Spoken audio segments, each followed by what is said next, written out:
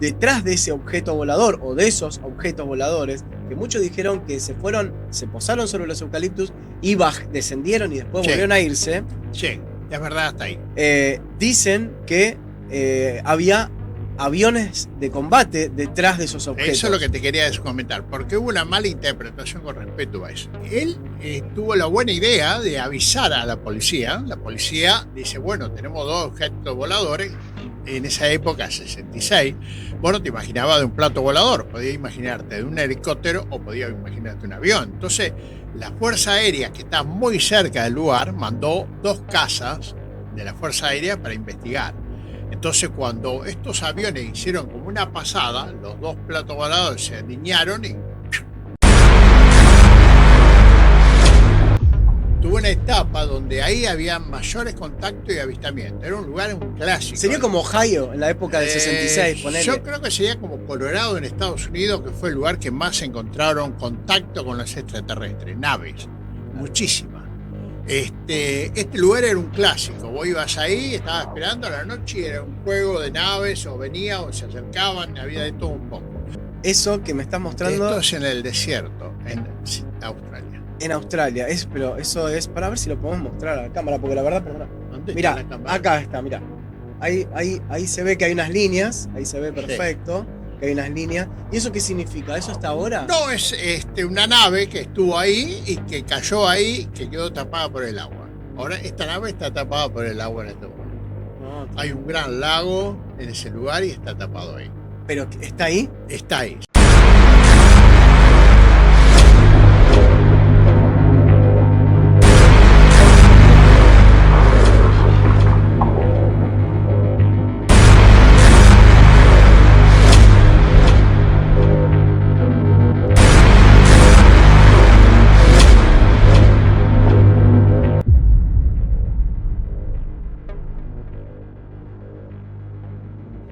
Creo que es 6 de abril de 1966 en Melbourne, en la universidad, no era universidad, era una escuela secundaria, unos pibes y mucha gente alrededor vieron un objeto volador. Primero, ahí creo que tengo el mapita, lo tenemos, el mapita de una foto, no sé si la tenemos, Seba, que es donde se ubicaba este lugar, ¿no? En Melbourne.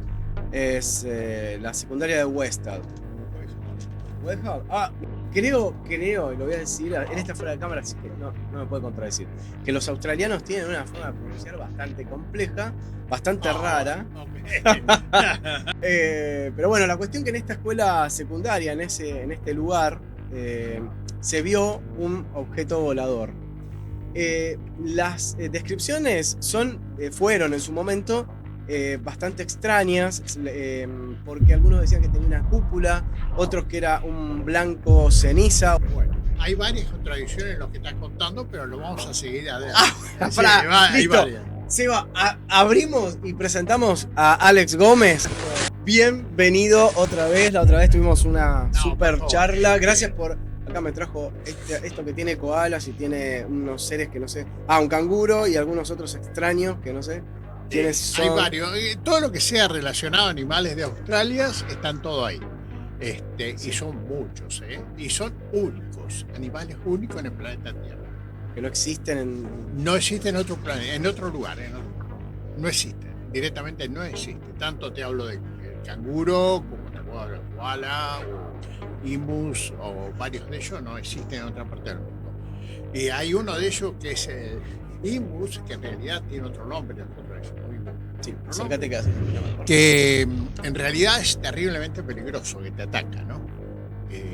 Son animales, no el canguro, no los demás, pero hay uno. Igual hay canguros que son medio heavy. Sí, el canguro colorado es que nosotros, Red Kangaroo, que tiene 2 metros de alzada, es un canguro muy grande.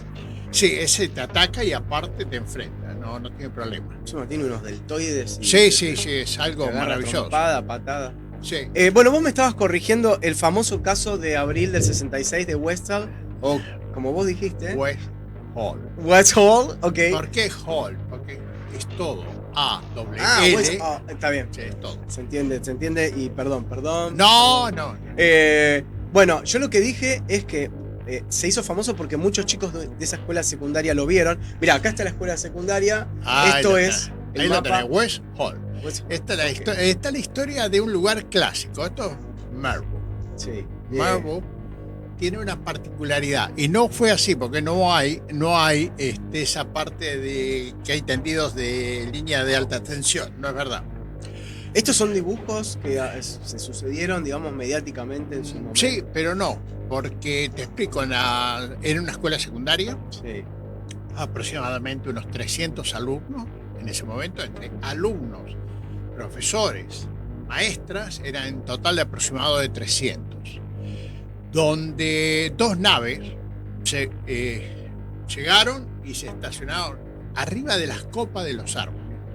El árbol típico de Australia es eucaliptus, así que estaban como posados arriba de las copas de eucaliptus. Tuvieron un buen tiempo, cuando hablamos de un buen tiempo es aproximadamente unos 10, hablan de 10 a 12 minutos.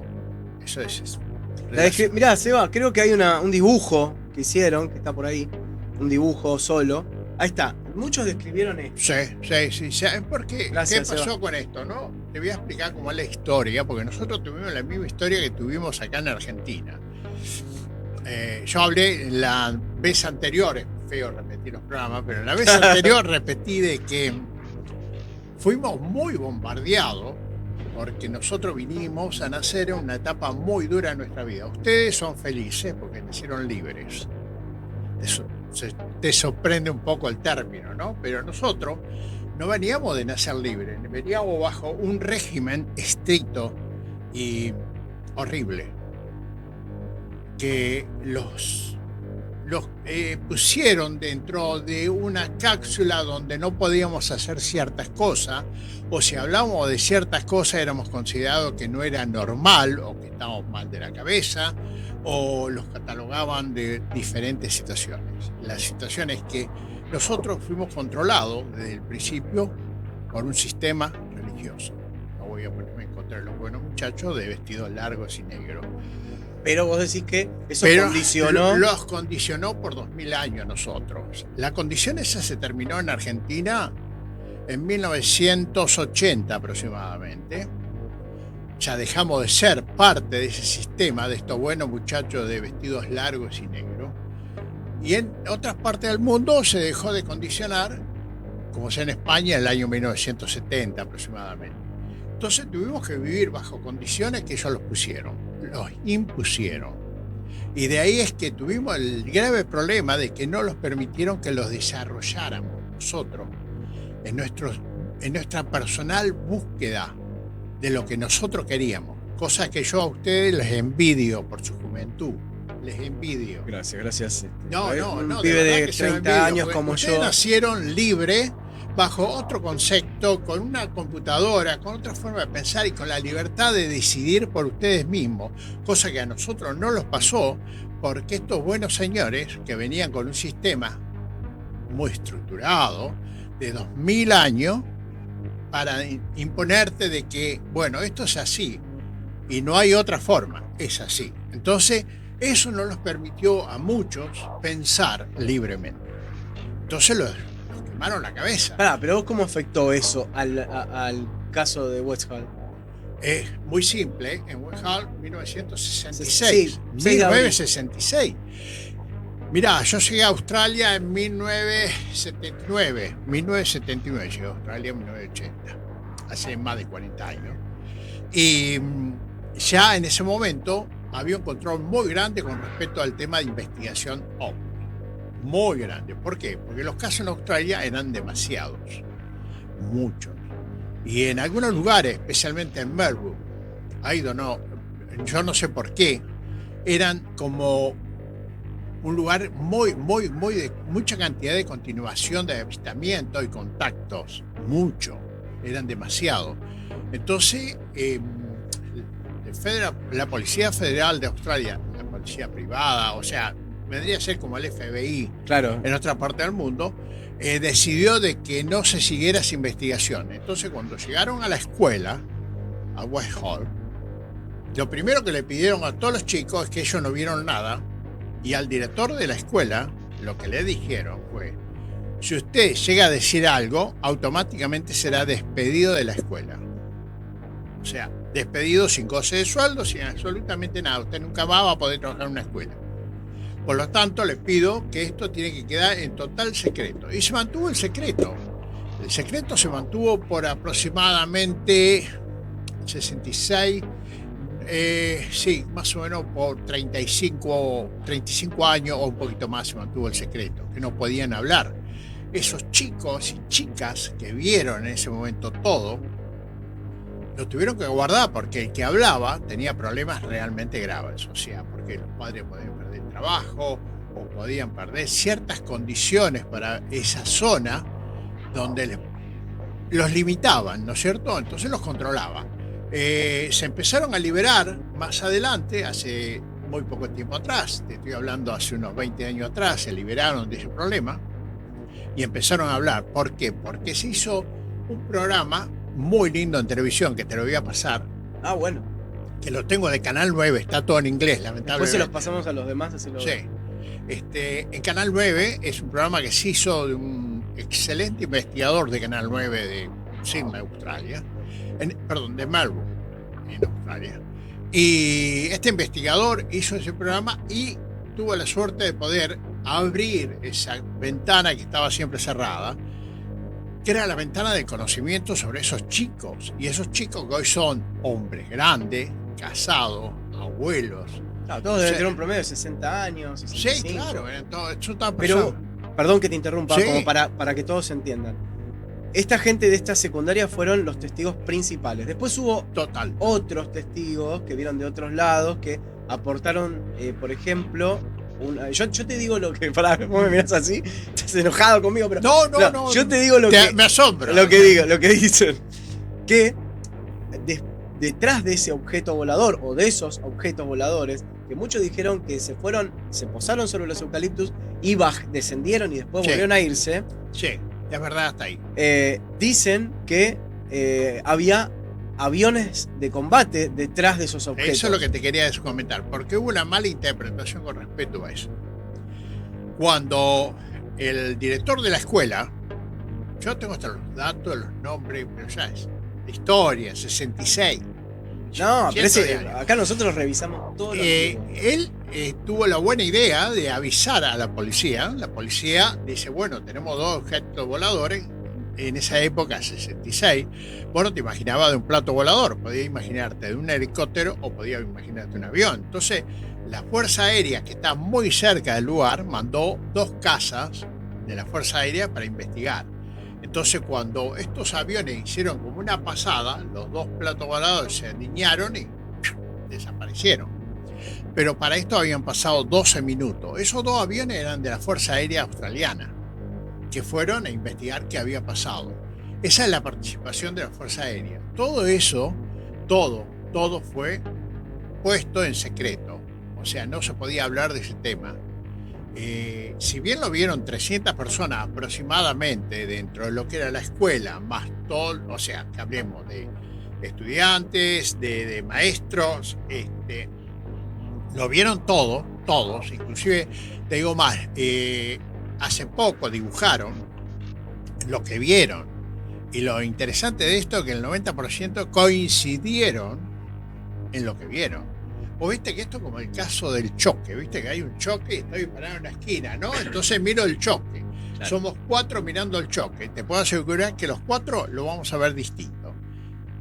No sé por qué razón, pero todo porque tenemos diferentes enfoques. Bueno, en este caso todos coinciden en su 90% del tamaño de las naves, qué grandes eran, cómo eran las naves. Y todos dicen que tenía una cúpula. Tenía una cúpula, todo eso es totalmente. Bueno, después algunos con posterioridad, dijeron que donde se habían posado, habían quemado el pasto en forma circular. Totalmente real, totalmente. Te digo más, quemaron primero todo la parte de las copas, los árboles en la parte de las copas se cayó todo, digamos, como que había una gran temperatura o algo hacía que esa copa quedó lisa. Luego bajaron y en ese sector que bajaron quedó una marca, un redondel. Eso típico de los platos voladores. Y ahora, Seba, ¿te fijas si tenés una foto que hay un globo? Y entonces, lo más lindo de todo esto es que después dijeron que era un globo, creo que era Highball o Ival. Sí, ese es un clásico. Esto es como... Sí, Las autoridades dijeron sí, eso. Claro, sí, porque es un clásico. El clásico que se usó también acá en Estados Unidos cuando en Roswell. Claro. Una nave choca, se cae, quedan ahí unos seres y cuando fueron a ver en realidad dijeron es un globo. No, ese era un clásico que ya no se puede usar más, ¿viste? Porque ahora se está viendo y diariamente distintos tipos de naves, ¿viste? Porque no solo vemos naves, ¿viste? Que son tipo disco invertido, digamos, 2 platos invertidos o algo así, ¿no? Pero ahora se ven naves continuamente. Encima ahora hay muchas orbes. Y tenemos distintos... Bueno, aparte de los orbes que lo vemos continuamente. ¿Cómo y lo podés disfrazar a eso? Y ahora se ven naves triangulares, ¿viste? Te digo más, en febrero del año pasado fue un triángulo muy grande que se vio en la zona de Hollywood. Un señor lo vio, algo normal, después se vio en New South Wales, también se vio. Es un triángulo tremendo, me gustaría nosotros, con unas dimensiones tremendas, y se vio y no hubo mayor cosa que hacer que decir, bueno, mira, ahí está, le sacó una foto, lo firmó, y es todo lo que se vio. Y hay mucha información, hoy hay mucha información. Te hago una pregunta, ¿sí? Alex, vos la tenés clara con esto, porque no puedo hacer un desarrollo de todo, pero acá yo lo anoté el nombre. Wycliffe Well, dicen que es el lugar, Wycliffe Well, se llama... Sí, ese es el lugar donde había mayor avistamiento. Exactamente. Sí, no, tranquilo que no. Por fin pegué una. No, Wycliffe es... Dicen que ahí es la meca. Es la meca. Lo que pasa es que eso tuvo una etapa donde ahí había mayores contactos y avistamientos. Era un lugar, un clásico. Sería como Ohio en la época del 66, ponele. Yo creo que sería como Colorado en Estados Unidos, que fue el lugar que más encontraron contacto con los extraterrestres, naves, muchísimas. Este lugar era un clásico. Vos ibas ahí, estabas esperando a la noche y era un juego de naves, o venían o se acercaban, había de todo un poco. Era maravilloso, ¿viste? Pero... ¿Qué te puedo decir? Ya pasó. Ya pasó. Otro lugar, eso que me estás mostrando... Esto es en el desierto, en Australia. En Australia, pero eso es para ver si lo podemos mostrar a la cámara, porque la verdad... Mirá, acá está, mirá. Ahí se ve que hay unas líneas, ahí se ve perfecto, sí, que hay unas líneas. ¿Y eso qué significa? ¿Eso está ahora? No, es una nave que estuvo ahí y que cayó ahí, que quedó tapada por el agua. Ahora esta nave está tapada por el agua en este momento. No, hay un gran lago en ese lugar y está tapado ahí. ¿Pero está ahí? Está ahí, sí. ¿Y a vos cómo lo tenés en tu celu? ¿Por qué? Porque te marcó, ¿eh? No. Tengo la suerte de mi hijo menor. Tengo 2 hijos australianos, o sea, 38, y Alex tiene 36, para 37, 36 de Alex. Y Alex está de novio, pareja, ¿cómo se dice eso? Novio, pareja, por mucho tiempo, ya lleva varios años, con una chica que es aborigen, que es, digamos, aborigen australiana, muy bonita. Y hay muchos contactos de primos y familia aborigen de Australia que viven en distintos lugares y que me mandan un poco de información con respecto a las distintas situaciones que hay, con respecto a cosas que uno en la gran ciudad no lo ve. Entonces te muestran lugares, mirá, cuidado que acá hay una nave que se cayó, ahí acá es esto. Hay mucho, te imaginas, es un continente muy grande, Australia. Encima es medio como Argentina, tiene... No, Australia es exactamente igual que Brasil en tamaño, y en clima es exactamente que Argentina, sí. Sí, es lo que aprendí. Sí. Tienen las 4 temperaturas. Bueno, pará, pero entonces, ¿qué quiere decir? ¿Que ellos tienen conocimiento de que hay un ovni abajo del agua? Sí. ¿Y dónde se encontraría ese lugar? Esto sería en el medio del desierto, sería cerca de Alice Springs. Interesante. Bueno, no vas a poder llegar, te explico por qué. Cuando hablamos de Alice Springs, tenemos que hablar... Decime, porque ya me estaba yendo. Digo. Sí, no, te llevo, te alcanzo. 14 horas de viaje. No, hay que darse una 4x4 y tenés unas cuantas horas de viaje, pero Lo bueno que tenés es que no vas a poder entrar, porque hay zonas que están prohibidas, hay zonas que son exclusivamente zonas para americanos y australianos nada más. O sea que vos, ahí es centro como ya, a ver cómo se podría decir, son el centro donde están las mayores centros de información del planeta Tierra. ¿En ese lugar? Sí, se llama Pine Gap. Pine Gap. Pine Gap es el lugar donde están los laboratorios, donde está todo lo que es información. Te voy a dar una idea qué pasó. Cuando se perdió, ¿te acuerdas que perdió un Apolo? No me acuerdo si era Apolo 11, fue el que se quedó sin control. Un toquecito de tiempo, decís, bueno. Sí, yo creo que sí, pero misiones. no estoy seguro. Apolo 11 creo que se quedó sin control, que no tenía cómo volver a la Tierra, entonces lo guían de este lugar, que te estoy hablando a vos, desde Alice Springs de Pine Gap, lo guían a él, porque ahí están todo el centro de información del planeta Tierra, está ahí. Tenemos dos lugares clásicos, Pine Gap, y tenemos otro lugar que se llama Parker. Parker es muy famoso porque ahí tenemos los mejores radares. Como hablar de radares, hablamos de radares que toman del planeta toda la información y que tienen contacto con todo lo que es cometas o todo lo que se mueve en el espacio. ¿Por qué? Porque Australia tiene una cualidad maravillosa. El cielo es fantástico. Se puede ver el cielo de una forma que no lo podés ver en ninguna parte del planeta. Es la claridad, casi no hay nubes, es un lugar diáfano, digamos. Sí. Y históricamente tiene muchos avistamientos, pero no avistamientos de ovnis. Digamos, encuentros con seres. Contactos, sí, muchos. Con humanoides, digamos. Con humanoides, ¿eh? Sí, con humanoides también. Ha habido mucho, no solo contacto, hubo más que nada abducciones. Ah, bueno, ok. Muchas abducciones en Australia, muchísimas, más de lo que uno se imagina. Pero como siempre fue secreto, no se podía hablar, estaba muy controlado, estaba muy censurado. Si vos salías a hacer muchas preguntas, te llamaban, te preguntaban por qué, para qué, a dónde iba. O sea, muy controlado, que te daba un poco de miedo. Y entonces... Como lo que pasó más o menos en Rusia, con los avistamientos, con todo, que estaba todo, todo silenciado. Hoy en día... No Hoy tenemos no. idea en Corea, donde están el amigo grandote, que están todos medio bajo un régimen. No sabemos nada de ovnis de ese lugar. Y debe haber avistamientos. Posiblemente, la verdad que no sé nada Por de ahí. Tampoco no hay mucha información con respecto a otros países. Te hablo de Asia.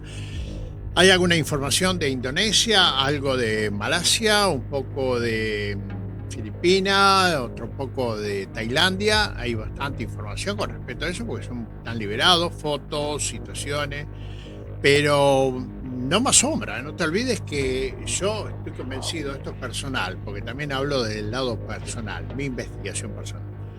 Considero que tenemos un control muy grande de parte de esta buena gente que siempre estuvo acá. No te olvides que nosotros no somos de acá, a nosotros los pusieron acá. O sea, la historia de la manzanita y toda esa historia es maravillosa, es muy linda, pero no es la verdadera historia. La historia es que, yo te repetí en el otro programa, que los aborígenes tienen 45 años que llegaron al sistema, o sea, llegaron a Australia. O sea, emigraron desde África caminando hasta Australia. 45.000 años, digamos. 45.000 años. De ser el nomadismo, digamos. El nomadismo, desde África a Australia. Ellos vinieron de ahí caminando, cuando todos estábamos unidos, no se había originado el cuaternario, o sea, no se habían partido las napas. Y calcular eso fueron los primeros en llegar, 45.000 años. La historia arrancó hace muy poco, la historia arrancó hace 2.000 años para nosotros acá, gracias a los buenos muchachos que los vendieron espejitos hasta hace poco. Vos fuiste uno de los iniciadores, los creadores acá del grupo ufológico que se encontraba en un café ufológico. Río 54. Río 54, Sí, fuimos, en realidad, el iniciador de esto fue Morales, el profesor Morales. Y el otro iniciador fue Lupos, Mario Lupo. Y entre ellos estaban. recuerdo que he visto una foto, estaban Sí. ahí sentados. La tengo acá, la foto esa, te la puedo mostrar, pero esa la tengo a mano, siempre la llevo. Y claro. Y lo más importante, lo traigo a colación esto, porque los que te escuchan tienen que saber que pasaste gran parte de tu vida atrás del fenómeno, ¿no? Toda mi vida estuve atrás de este fenómeno porque me parecía uno de los. A ver si lo puedo mostrar. Uno de los temas que en realidad me pegó por una cuestión de que fui parte, digamos, de ello, ¿no? O sea, en un momento determinado, ellos se llevaron parte de algo de mí, ¿viste? Entonces yo investigaba, intentando saber qué había pasado conmigo desde los 7 años hasta casi los 10 años, 9. Lo que nos contaste es que en un momento de tu niñez tenés una interrupción, digamos, de tu conciencia, en donde estabas viviendo en un lugar distinto y después volviste a este plano, de alguna manera. Exactamente, eso es lo que realmente me pasó y eso en mi vida, digamos, pegó de una forma bastante fuerte, ¿viste? Porque Pero es como que vos tenías otros papás. esta es la primera foto de Río 54. Claro, acá están los 4, espectacular. Nosotros creo que, bueno, no se ve muy bien acá, pero ahora después lo vamos a ver bien. No te preocupes. Perfecto. Ahí capaz que se va a ver bien. Ahí se ve bien. Ahí está. Perfecto. Ahí. Esta es la primera foto de los que. Acá, bueno, ahí te dice la primera foto del año 6 de mayo de 2010. Ahí, a pasos de Rivadavia, de la avenida Rivadavia. Claro. O sea que yo estuve el otro día. Río de Janeiro 54. Claro, el otro día le saqué una foto y la iba a subir yo al Instagram de Blaster porque está destruido todo. Está abandonado. Sí, una lástima. Un lugar hermoso. Una lástima, hermoso, sí, hermoso. sí. Bueno, volvamos a lo tuyo. Volvemos. Es lo más importante. Dale. En un momento te pasó como que, me acuerdo que vos habías contado que tenías una enfermedad o una fiebre o alguna cosa, un golpe. Yo creo que fue un golpe, o sea, lo que me inició a mí este trauma, porque no le puedo dar un nombre determinado. Los médicos con los cuales he hablado me pusieron distintos términos, cada uno, viste, lo ponen los términos que más desean. La situación fue mía, personal, y no estoy de acuerdo con ninguno de ellos. El problema mío fue, en un momento determinado, inicié con una gran fiebre, en la cual luego pasé a que mentalmente me fui de acá. Yo me fui de este lugar. Pero que como que, perdona, yo te estoy hablando como mi amigo, o sea, Sí. no estoy buscando una corrección. No tengo Es ningún como problema. si hubiera sido una especie de Asperger que te agarró en ese momento. Tuve más que nada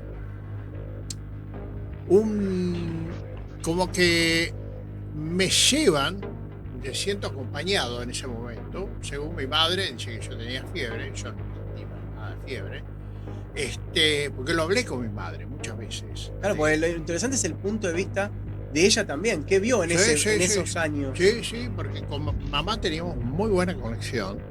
Y hablé con mamá muchísimo de este tema porque le preguntaba qué había pasado conmigo en ese momento. Pues dice, en un momento determinado tenía fiebre, yo no lo sentí para nada.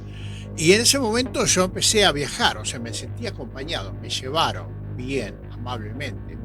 Tuve contacto con gente maravillosa que me acompañaba, que eran igual a nosotros, éramos iguales, pero que a su vez yo los sentía como que eran hermanos míos, como que eran todos familiares míos. O sea, muy cercanos, demasiado. Muy cercanos, me estaban llevando. Y por eso no tuve problema, porque me sentía seguro, me sentía tranquilo. Y me quedé en varios lugares, me quedé en una ciudad que era muy amplia, muy grande, muy blanca, muy bonita, todo era fantástico. Pero futurista, digamos. No sé, en su momento me parecía un lugar maravilloso, muy lindo, muy agradable, con un ambiente fantástico y que yo me sentía cómodo y tranquilo, muy tranquilo. Me acuerdo que me lo preguntaron varias veces si comía, yo no comía, yo no tenía necesidad de comer, o sea, no me explico por qué, no lo sé. Pero estuve mucho tiempo ahí donde yo me movía y donde yo podía volar, digamos, pegaba un salto y yo volaba. Me iba a un lado, me iba a otro, había lugares maravillosos. ¿Y eran tipo nórdicos las personas? Eran tipo nórdicos algunos, pero si vos me preguntás el rostro eran off, viste, un rostro como que lo veía, pero que no lo podía identificar, viste, era un rostro que no te puedo decir, este era el rostro. Como los sueños, cuando uno no logra recordar Claro, las pero facciones. pasaron varios años con esto. Yo me había ido, o sea, me fui de lo que era el sistema Tierra, yo no estaba acá. Acá estaba mi cuerpo, pero yo no estaba. Y yo de eso no me acuerdo. Lo que me acuerdo es que cada 2 por 3 tenía contacto con mi hermana, que era el bastón mío. Yo le decía el bastón mío porque me llevaba para acá o me llevaba para allá. Me costaba muchísimas cosas hacer, no tenía conciencia de lo que yo estaba haciendo en la Tierra, no tenía conciencia. Por lo tanto, mi madre determinó que en un momento me puso en una escuela especial diferenciada. ¿Notarás? No se nota. Me puso en una escuela diferenciada. Y estuve en una escuela diferenciada, 501, y estuve 2 años, al cual me ayudó muchísimo, según dicen, pero que yo no lo notaba. O sea, vos no tenés recuerdo de todo ese periodo de tu vida. No como el común de los chicos, no los tengo. Inclusive me falta registro de amistad, de contacto, de juego, me falta todo eso. Igual cuando en el traspaso y que volviste a nuestra dimensión, debe haber sido un horror. Que de pasar de un lugar en donde vos Mirá, saltabas y está todo re bien, no comés y estás bien, te voy a ser honesto, como llegás fui acá y te siempre, querés ¿no? matar. El contacto con esto de volver, digamos, vuelvo nuevamente a este lugar, estaba sentado en un pasillo, textual, estoy sentado en un pasillo y atrás mío tengo una pared a unos 90 centímetros más o menos, que es un pasillo muy angostito. Y por alguna causa o algo me sucedió que yo sentí que me empujaban, no había nadie, yo jugaba solo, es otro de los temas, yo no jugaba con chicos, jugaba solo. Y no recuerdo por qué estaba ahí. Sentí que alguien me empuja y caigo para atrás, me golpeé en lo que sería la parte de atrás de la nuca. Y estuve inconsciente ahí un rato hasta que volví en sí y ahí empecé a ver que dónde estoy. Yo era chico todavía, así que empecé a llorar como loco, ¿viste? Porque no entendía dónde estaba, qué hacía ahí o por qué me había sucedido eso. Y ahí es cuando volví realmente a hacer, o sea, a estar acá con ustedes. O sea, volví. Tener percepción de quién eras y dónde habías vuelto. Sí, pero más que nada lloraba porque no quería volver. Y no, claro. Y lloraba porque extrañaba, y los extrañé por muchos años, ya siendo un muchacho grande, cada 2 por 3 me vienen recuerdos muy lindos de ellos. Pero muy lindos recuerdos, ¿viste? Y los extraño, de verdad. Nunca más los volví a ver, pero los extraño de verdad. Y eso me marcó, digamos, pero... Y perdón, ¿no? Y por suerte, no sé, yo estoy hablando sin saber, ¿eh? O sea, bien de típico. No, por favor. No caíste en las garras de lo que hace unos días que estamos dándole vuelta con el programa y con las redes, de estas sectas ufológicas que te prometen contactos con gente. No. ¿Sabes por qué no? Te explico por qué. Menos mal. No había chance. Te explico por qué no. En la época que sucedió todo esto, teniendo en cuenta la edad que tengo, calculamos que estamos hablando de 1960 y 60. Yo soy de 1953. Yo soy de 1953 y estamos hablando de 1963 aproximadamente, 63, 64, es cuando a mí me sucede esto de... Me tengo que cortar. Aprovechá que todavía tenés pelo. Mirá, yo me tengo que esconder atrás de... Vos también. Me tengo que recordar que fue en el 66 aproximadamente. Y entonces en esa época se me ocurrió la pésima y terrible idea, del cual me arrepentí toda mi vida. Entonces digo, bueno, tenía 10, 11 años, me acuerdo que 10, 11 años, porque dejé pasar un tiempo, no fue todo al momento. Fui a la casa de mi madre, le expliqué a mi madre me escuchó, pero nunca pudo entender. Nunca lo pudo entender, siempre me lo repetía que no lo podía entender. Lo hablé con mi hermana, me escuchaba, pero nunca me dijo sí, no, nada. Es que no podían empatizar con algo. Claro, porque complejo. Es muy difícil. Hoy en día, ¿te imaginas? Imagínate vos ponerte ¿viste? Así sí. Salís y decís 1960, más madera. No sabes lo que era eso, era terrible. Entonces me ocurre a los 11 años, 12, no estoy seguro, pero había pasado un tiempo, digo, bueno, voy a hablar con el señor cura del pueblo, de la ciudad. Fue la peor idea que se me pudo haber ocurrido en mi vida. Bueno, me escuchó, me miró, no me tocó así para decirme si tenía fiebre, pero me dijo, sí, dice, pero tendrías que ir a ver a algún psiquiatra, algún psicólogo, ¿viste? Alguien que te ayude, no, de eso, ¿viste? Me parece una fantasía. Bueno, me trató de loco, ¿viste? Me hizo sentir muy mal, me puso muy mal y realmente no me sirvió de nada. Y entonces me di cuenta de que estaba yendo un error, había ido a un lugar equivocado. Yo me di cuenta que había ido a un lugar equivocado. ¿Qué pasó? Empezó a cambiar mi percepción, mi forma de ver, mi forma de sentir. Mi evolución era muy rápida.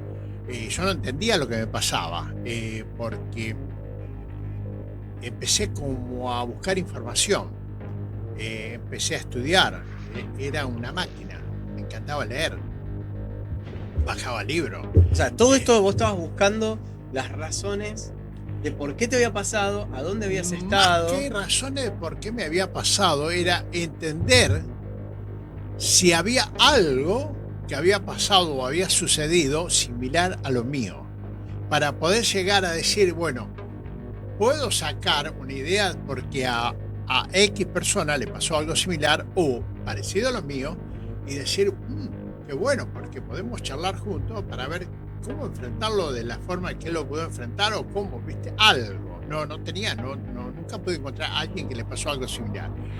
Y realmente me hacía ver en cierto momento que yo no estaba dentro del plano de lo que se dice normal. Creo que todavía no estoy. Y entonces era como que me hacía ver que no era normal eso. Pero yo buscaba la otra parte, que es normal. Entonces, eso me hacía más difícil la situación mía. Estaba solo contra todo un sistema. Porque un tipo en el año 66 se le ocurriera decir que había visto, tuvo contacto con seres que no eran de este sistema, directamente te mandaban al loquero. Bueno, vamos al caso de Bernie y Betty Hill. Ellos en el año 62. Y eso que ellos eran médicos. Eran personas respetables dentro de todo, y encima tenían el problema de que eran una pareja multirracial. Encima, peor todavía. El hombre, de hecho, de las preocupaciones y las amarguras que se agarró, se murió un par de años después de la famosa terapia. Sí, lo tengo muy claro el tema de él, porque lo investigué también, porque empecé a investigar en esa época con lo que podía encontrar, que era muy poco, no había casi información, porque había muy poca información con respecto a eso. A nadie se le ocurría la idea de decir yo había visto algo. Me acuerdo que un señor que trabajaba en Telefónica tuvo la suerte de encontrarse en un lugar que se llama Oriente, provincia de Buenos Aires. Oriente está, digamos, pegado vendría a ser partido de Coronel Dorrego. Oriente es la separación del río Quequén. Él en esa época se arreglaban las líneas telefónicas y él se dedicaba a eso. Y él tuvo un contacto con una tremenda nave que bajó y él la estuvo viendo. Y él, cuando contó eso, de ese momento le dijeron el loco, porque no era normal. En los años 60. 70 tal vez ya. Sí. Pasa que ya ahí tenemos a Dionisio Yanca. Dionisio Yanca fue en el año 73-74. Y Dionisio Yanca, cuando arrancamos con ese tema, fue un tema que yo lo fui a investigar personalmente. ¿Vos vivías por cerca de él? Yo era de la zona de Montermoso. Sí, yo estaba a 80 kilómetros del lugar. Estaba muy cerca. Hay muchas críticas con Fabio Serpa. Fabio Serpa yo creo que fue el menos culpable de todo este tema. Fabio Serpa tuve la suerte de conocerlo. Tuve la suerte, realmente suerte de conocerlo, porque acá hay muchos que lo conocieron, pero no fue real. No te olvides de eso, que hay muchos chantas dentro del paquete. Pero Fabio Serpa fue un tipo que se presentó junto con varios más. Acá hubo un grupo de gente que se presentó. ¿Médicos? No, todos investigadores, entre comillas, y algunos no tan investigadores, que se presentaron porque a Fabio le parecía un tema interesantísimo para investigar, un tema que era realmente interesante, Y Fabio intentó acercarse a él, pero como él primero, la situación de Yanka fue que él fue encontrado caminando desnudo con la ropa en las manos, se llevaba la ropa bajo su mano, caminaba desnudo sobre una calle que te lleva a un lugar que se llama Villa Verdeu. Villa Verdeu es en realidad un lugar de feria de animales. Y en ese lugar un señor, a la mañana temprano, madrugada, estoy hablando 4 o 5 de la mañana, lo ve caminando. Te imaginas el espectáculo. Dice que iba mareado, caminando. Sí, tambaleando, iba a las 4 o 5 de la mañana, con la ropa en los brazos, un frío tremendo y desnudo, ¿viste? Entonces llaman a la policía viene, lo busca, lo lleva preso y lo interna en el hospital municipal de Bahía Blanca. Por lo tanto, a partir de ese momento estaba bajo el control de la policía. Muy difícil que alguien se acercara de una.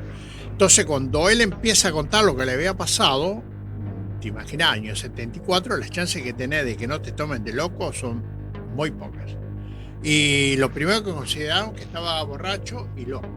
Entonces llamaron médicos, varios médicos, y después de una serie de... Estuvo un par de semanas internado, le hacen una revisación y lo toma un señor que es un médico que hacía hipnosis. Realmente hacía hipnosis, como se debe hacer. Le hizo hipnosis y él cuenta exactamente lo mismo que él contaba cuando no estaba bajo hipnosis. Entonces dijeron, bueno, acá hay algo más serio, o algo muy serio. Entonces, cuando aparecen muchos de estos investigadores para ver y ofertar situaciones, decir, mirá, te vamos a ayudar, pero vamos, ¿viste? Porque la idea era... Pero el más serio que vos decís, ¿qué era en sí? ¿Qué decían? ¿Cuál era la hipótesis de lo más serio? No había nada serio en realidad, porque en realidad el único que más o menos la tenía clara era Fabio Serpa. Los otros no te puedo decir nada porque son todos vendehumo.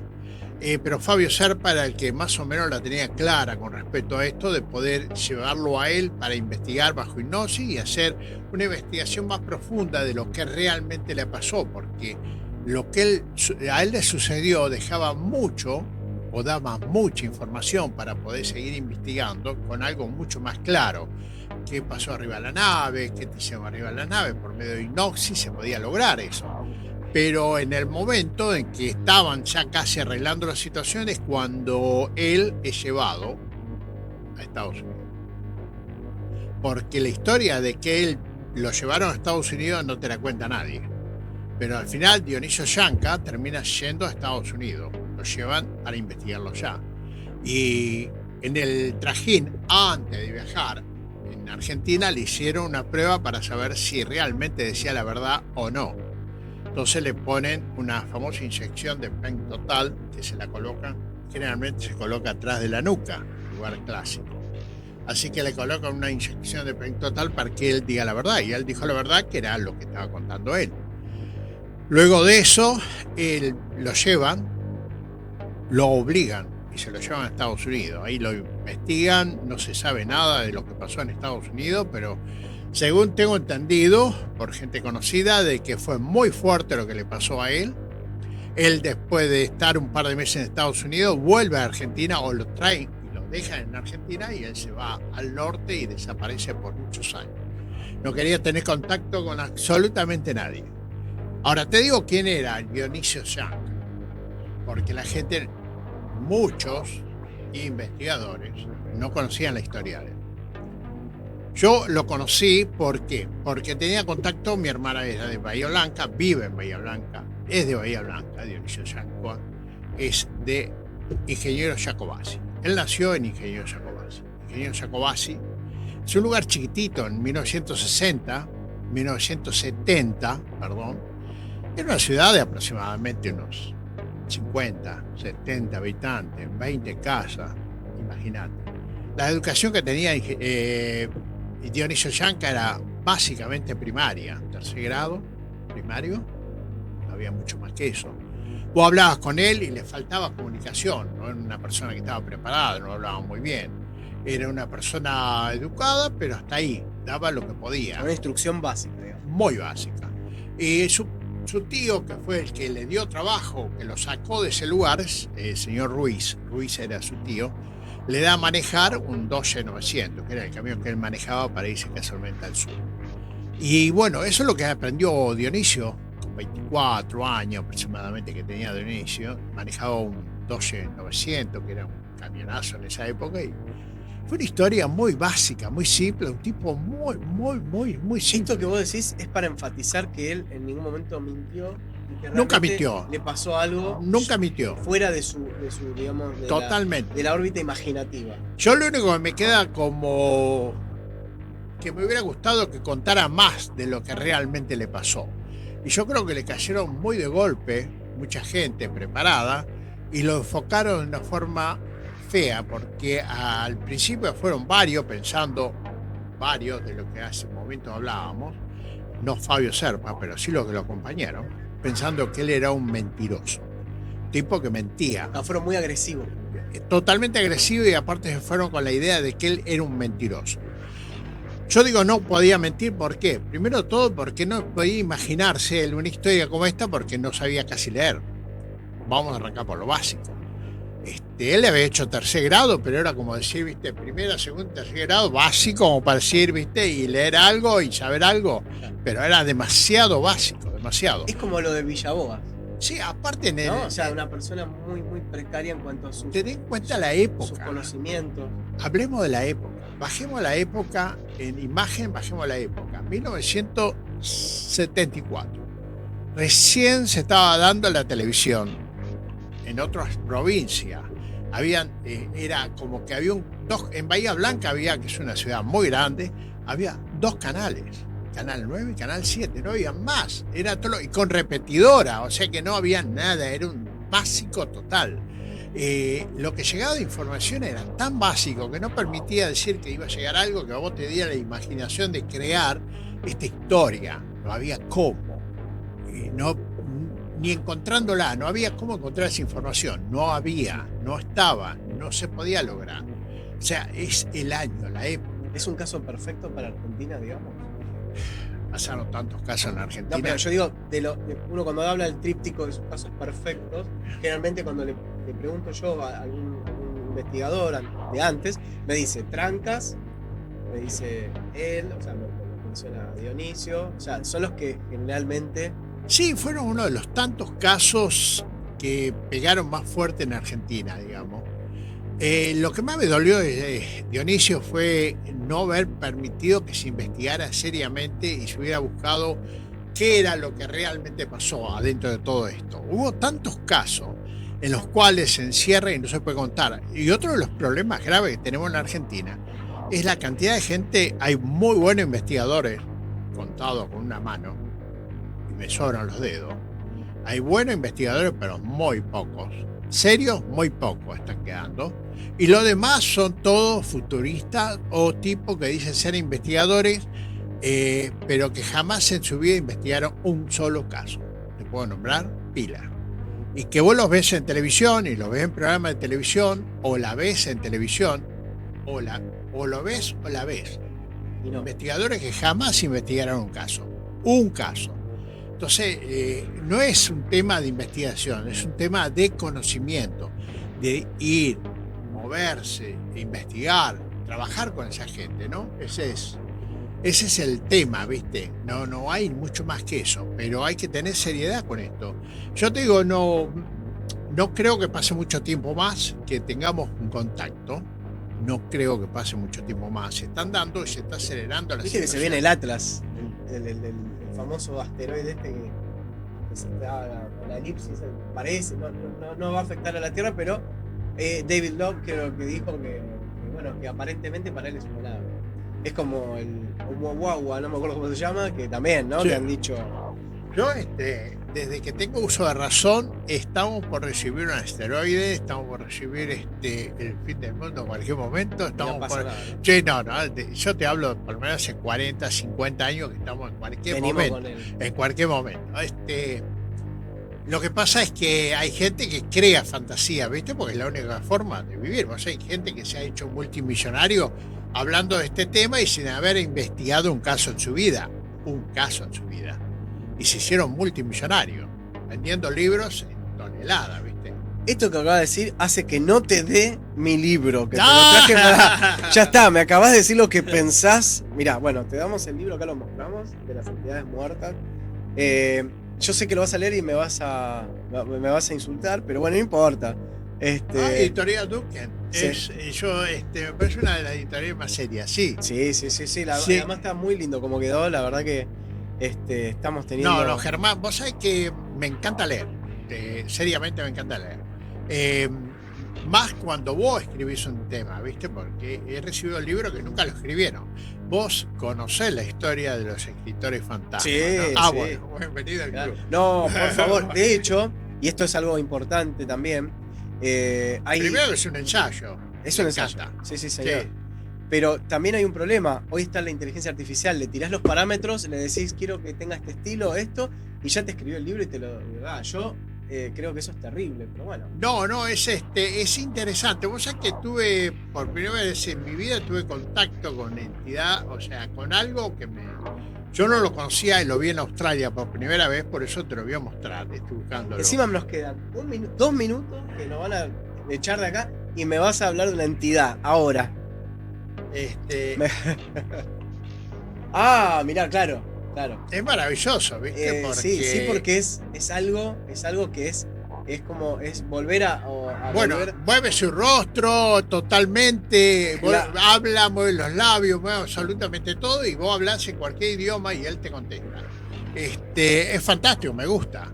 Y vos sabés que la IA es realmente lo que lo va a sacar de todo esto en poco tiempo más. Es peligrosamente lindo. Pero está buena la frase, que es peligrosamente lindo. Sí, hay que saber tomarlo con calidad porque trae consecuencias, pero es interesante y es lo que lo va a permitir entender un poco más esta situación. Y lo otro que lo va a permitir es que cada vez ustedes, los chicos jóvenes, se están como preparando. No, es fantástico que se estén preparando de la forma que están, porque nosotros estamos usando un básico de mental que es un 2% de nuestra cabeza. Y es hora que ya empiecen a moverse con pensamiento libre, que empiecen a investigar, que empiecen a preguntar. Quiero que se vayan. Ese es el objetivo del programa, principalmente, y siempre se lo digo a todos, que la idea es tirar los hechos, mostrarle la historia, lo que pasó, y que empiecen todos a googlear, a leer, a agarrar las revistas, los libros viejos y a hacer la comparativa. Alex, es la única forma, ¿viste? Pero quiero agradecer. Tiempo. Tengo que hacer dos agradecimientos. Dale. Primero todo, Radio.Latino Sydney, Australia. Mi radio. Y número 2, es un amigo, ¿viste? Con el cual estuve mucho tiempo en el grupo Aurora de Pablo Brancao, un amigazo con el cual pasamos muchos años, muchísima investigación. Te agradezco, Germán. A vos, porque además y a la radio, ¿no? Por todo esto. La verdad que la radio se pasa haciendo estas invitaciones. Bueno, y te digo, para nosotros es muy importante, así que... Queda mucho para hablar y me quedó también el hecho de el nombre de quién era ese ser extraterrestre que tuvo en Argentina. Se llamaba Sasha. Sasha, el nombre de él. Ahí lo traje escrito para no olvidarlo, porque siempre lo olvido. A googlear y a buscarlo. Sasha. Él fue el único ser extraterrestre que vivió en Buenos Aires, Argentina. Alex, Germán, gracias. Espero que queda mucho para hablar, así que cuando vos quieras. Te esperamos en septiembre, si tenés ganas. Yo viajo en octubre, estoy viajando a Australia, pero en septiembre estoy libre, encantadísimo. Listo, entonces ya sabemos que en septiembre agarramos todos los temas que nos quedan. Esperemos que la audiencia sí lo quiera. Sí, obvio, yo lo quiero también. Gracias Eva, gracias Juan y gracias Alex. Por favor, un placer como siempre. En el próximo programa de Blaster, gracias.